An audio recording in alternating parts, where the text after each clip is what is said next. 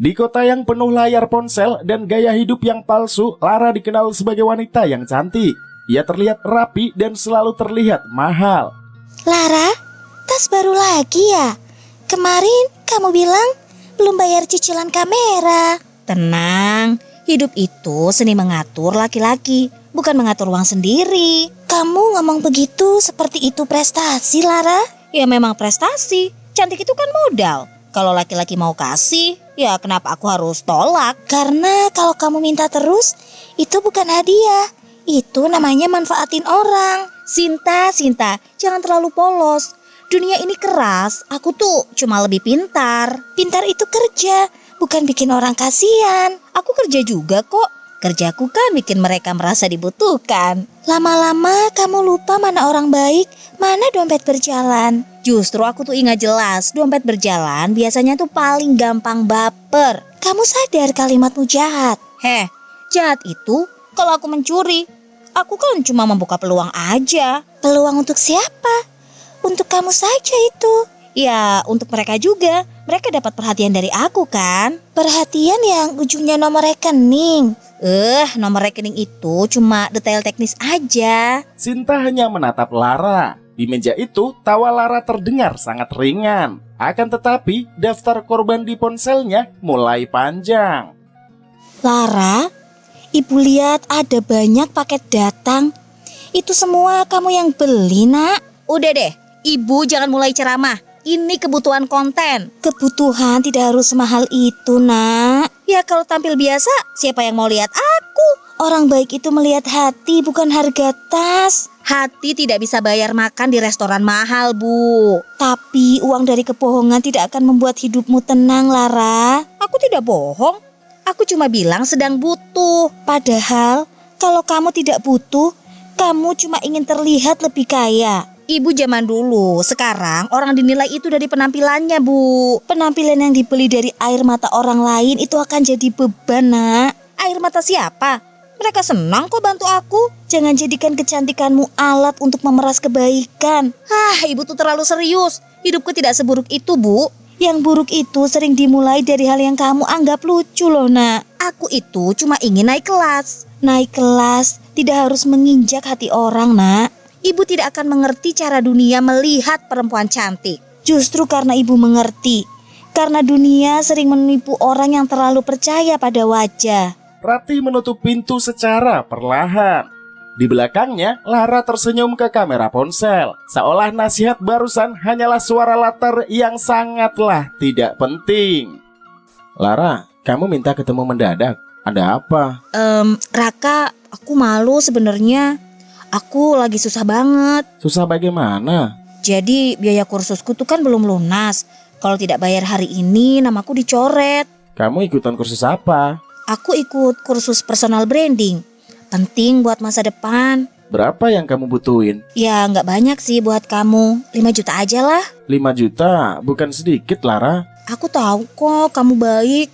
Aku gak punya siapa-siapa selain kamu. Kamu yakin ini beneran untuk kursus? Kamu gak percaya sama aku? Aku percaya, tapi aku ingin kamu itu jujur. Kalau kamu sayang, kamu gak akan bikin aku ngerasa diinterogasi loh. Baik, aku bantu. Tapi tolong gunakan ini benar-benar ya. Aku janji, Raka. Kamu emang paling beda deh. Jangan bilang begitu kalau kamu cuma untuk membuatku transfer. Kamu selalu curiga deh di saat aku butuh pelukan. Aku lebih baik curiga daripada ngelihat kamu tersesat. Raka mengirim uang dengan hati yang berat. Lara tersenyum manis lalu menutup layar ponsel sebelum notifikasi toko tas terlihat. Jadi, uang dari Raka kamu pakai untuk tas? Tas itu investasi penampilan, Sinta. Kamu bilang untuk kursus. Ya, itu bahasa halus agar dia gak banyak tanya. Lara, kamu tidak merasa bersalah ya? Raka seneng kok merasa jadi penyelamat. Dia tulus. Kamu pakai ketulusan itu sebagai tombol transfer. Aduh, jangan dramatis. 5 juta itu gak bikin dia miskin. Masalahnya bukan miskin. Masalahnya kamu itu menipu, Lara. Semua orang menipu sedikit demi bisa hidup enak. Tidak semua. Kamu cuma ingin membenarkan diri. Kalau kamu iri, bilang aja. Aku bukan iri. Aku takut Kamu jadi orang yang tidak bisa berhenti. Berhenti? Aku justru baru mulai. Kamu bicara seperti sedang main game. Ya memang, bedanya hadiahnya itu nyata. Dan yang kalah orang yang percaya kamu. Kalau mereka kalah, ya berarti mereka yang kurang pintar lah. Di depan cermin salon, wajah Lara tampak sempurna. Namun kata-katanya lebih tajam daripada gunting di meja kerja. Lara, kamu kelihatan cantik banget malam ini. Kalau cuma cantik, sayang tidak dihargai. Maksudnya bagaimana? Dimas, aku tuh capek ya pacaran dengan kata-kata. Aku tuh butuh bukti. Bukti seperti apa? Aku mau dibantu sewa apartemen.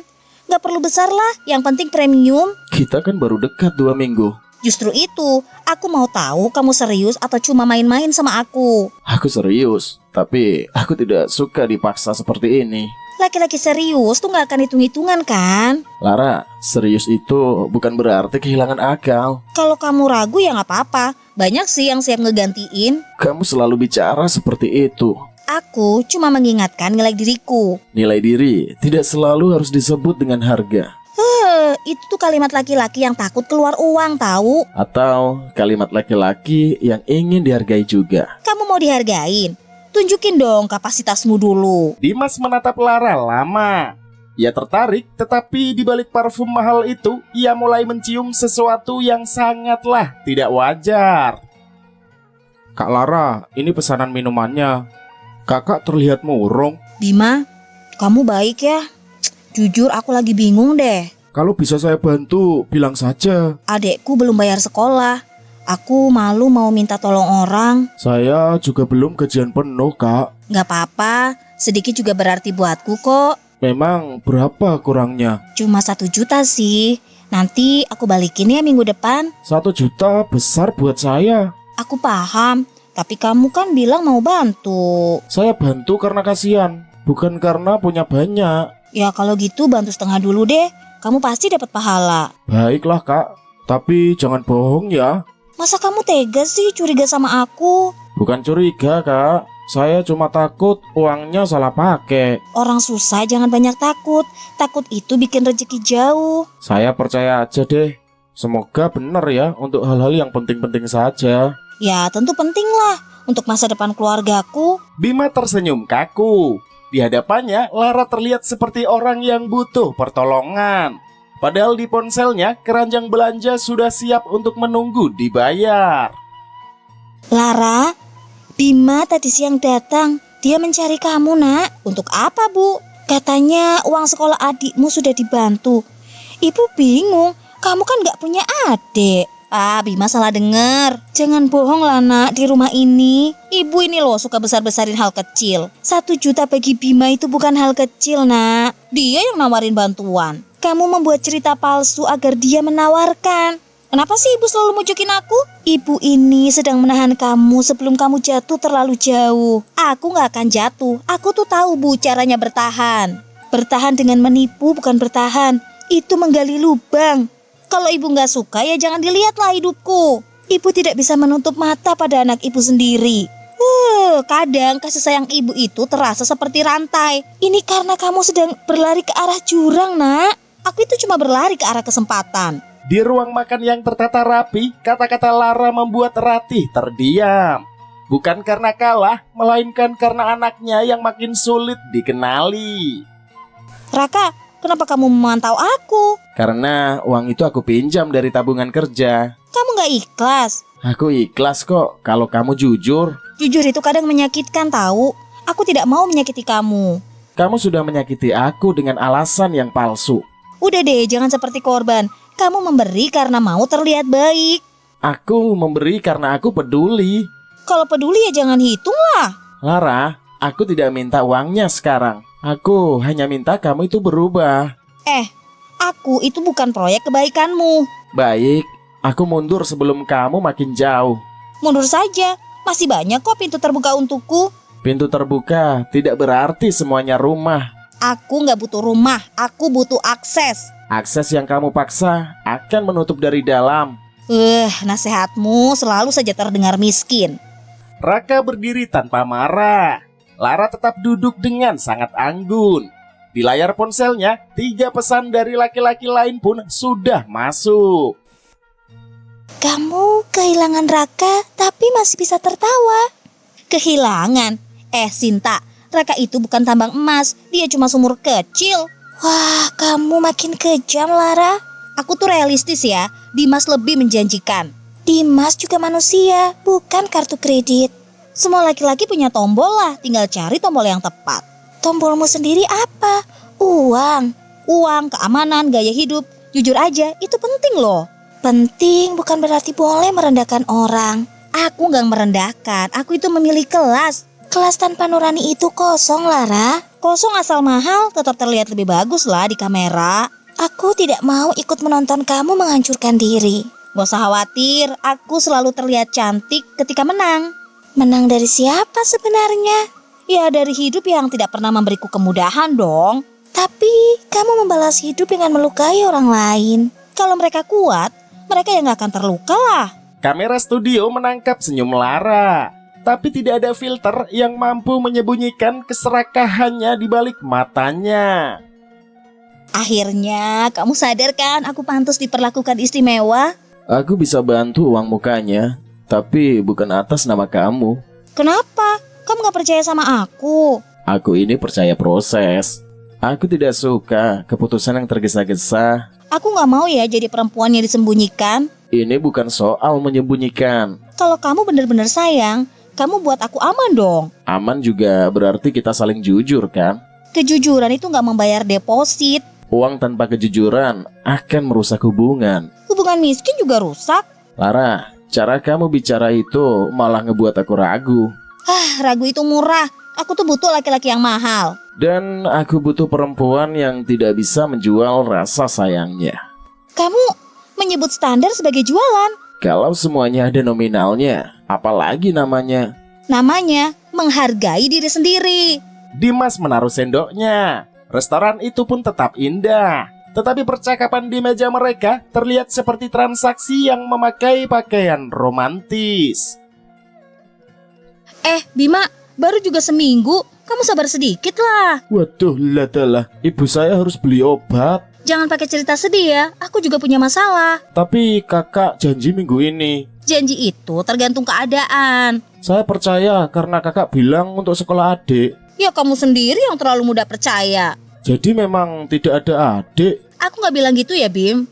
Kak, saya tidak kaya. Uang itu hasil narik panas-panasan. Nanti aku ganti kalau sudah longgar. Saya cuma minta kejujuran. Kejujuran itu tidak selalu nyaman, Bima. Bohong juga tidak membuat saya jadi nyaman.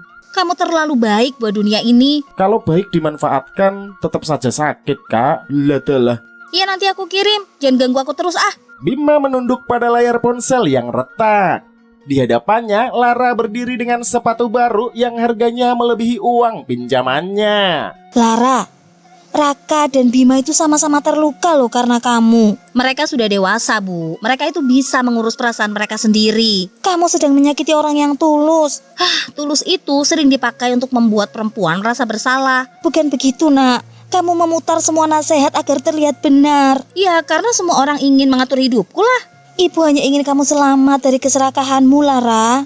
Aku selamat kalau punya uang. Uang itu tidak bisa menutup lubang di hati. Lubang di hati itu bisa ditutupi sama belanja, Bu. Kamu tertawa, tapi ibu melihat kamu makin kosong. Lebih baik kosong, Bu, daripada miskin. Lara, suatu hari uang itu akan menagihmu dengan cara yang tidak kamu sangka. Kalau uang bisa menagih, ya suruhlah dia antri. Saat ini kamu sedang menertawakan hal yang sangat serius, Lara. Aku itu menertawakan ketakutan ibu. Ibu takut karena ibu pernah melihat orang hancur oleh nafsu. Aku bukan orang lemah seperti itu ya, Bu. Di teras itu, Ratih menggenggam cangkir teh. Lara tidak melihat doa seorang ibu. Ia hanya melihat pintu keluar menuju hidup yang lebih mewah. Lara, kamu menginap di hotel ini pakai uang siapa? Pakai uang Dimas. Dia akhirnya ngertilah standar hidupku. Atau kamu menekan dia sampai lelah? Hasilnya sama, aku tetap di suite. Kamu lihat semua kotak belanja ini. Ini bukan bahagia, ini pamer. Aduh, pamer itu penting. Orang menghargai yang terlihat mahal. Kamu sudah minta ke Raka, Bima, Dimas. Siapa lagi? Udah jangan hitung rezeki orang. Itu bukan rezeki kalau kamu ambil dengan tipu daya. Kamu selalu membawa moral seperti brosur sekolah. Aku membawa akal sehat, Lara. Akal sehat itu tidak akan memberi kita mau kamar yang mewah, tahu kan? Tapi akal sehat menjaga kamu dari malu besar. Dan yang namanya malu itu buat orang miskin pilihan aja lah. Wah, kalimatmu makin tidak manusiawi. Manusiawi itu tidak pernah membayar tagihan hotel. Suatu hari, semua orang bisa pergi bersamaan.